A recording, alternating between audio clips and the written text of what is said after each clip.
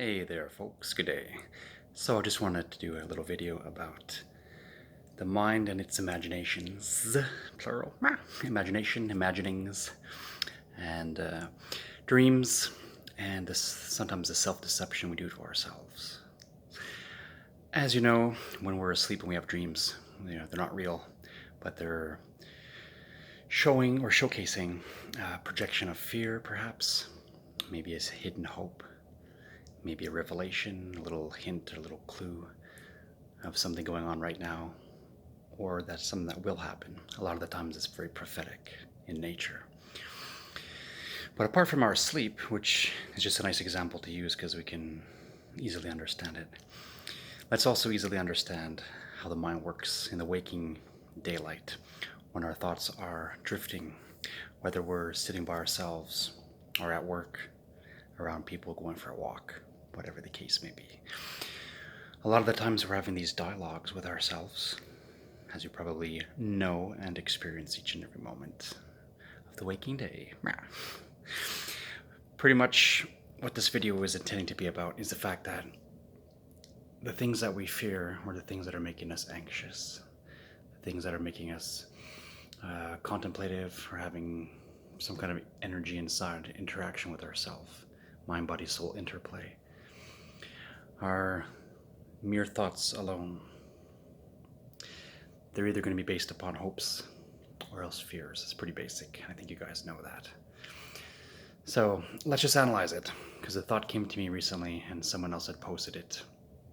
And I was thinking about that when I was reading some Buddhist books lately. But it is very, very true and pertinent that so many of the things that are causing our heart stress, and therefore our body-mind combination, leading to addictions, eating disorders, distractions, pretty much anything we do, and any action we perform or any physical result and things of like this nature are conditioned from the fact that we are thinking things that are not even happening.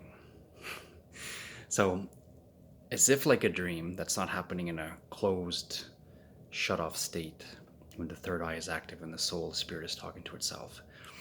But in the waking time, we're having these daydreams called thoughts.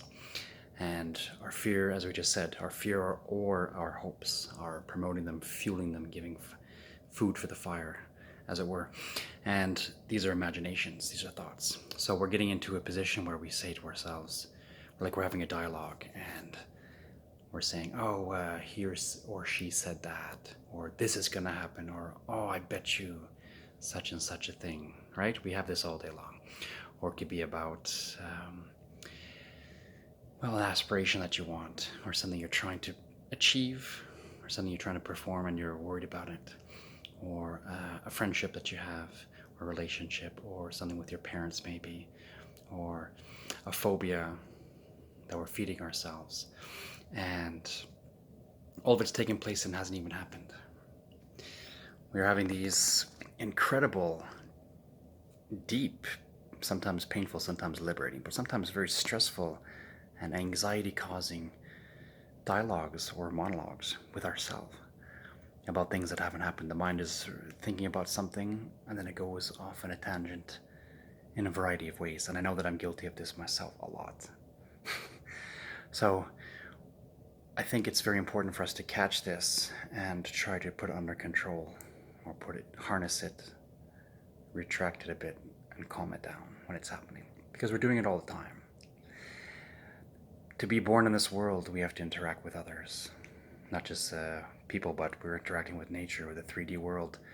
Of course, we're undergoing the conditions of the body and breathing, eating, sleeping, and all this.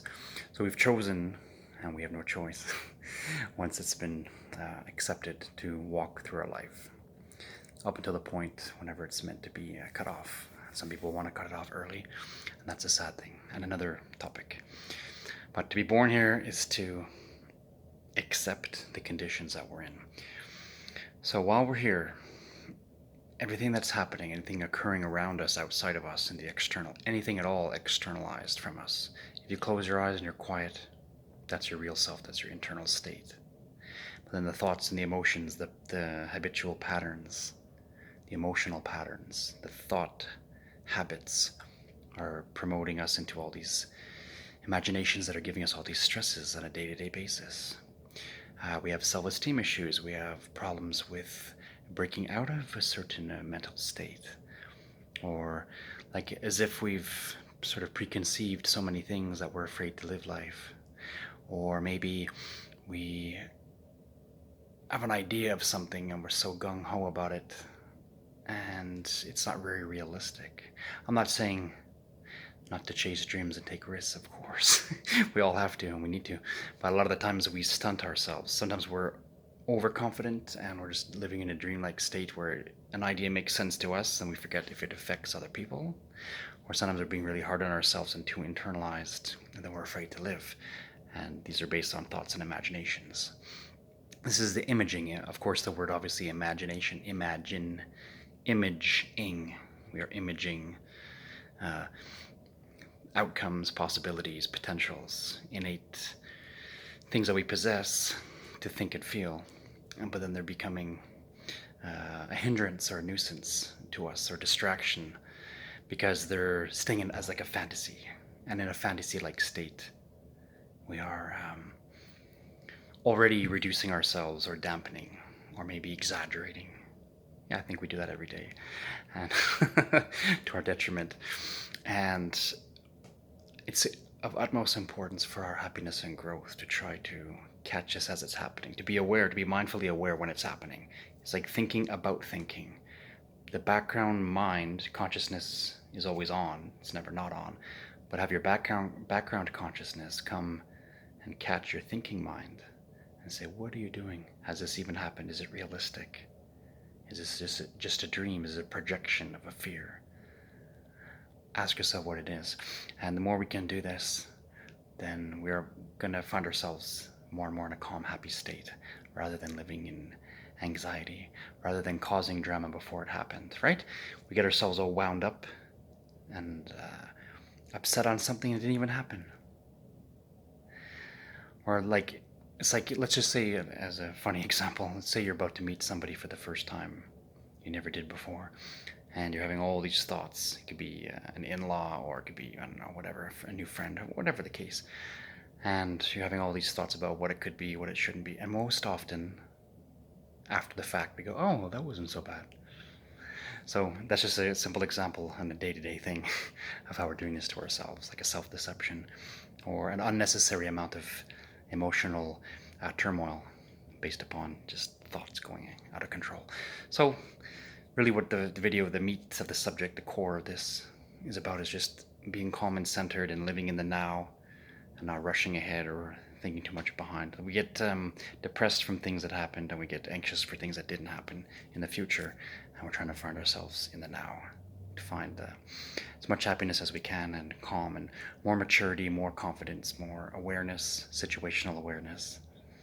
And it's good to dream and have fantasies. Obviously, no one would say otherwise.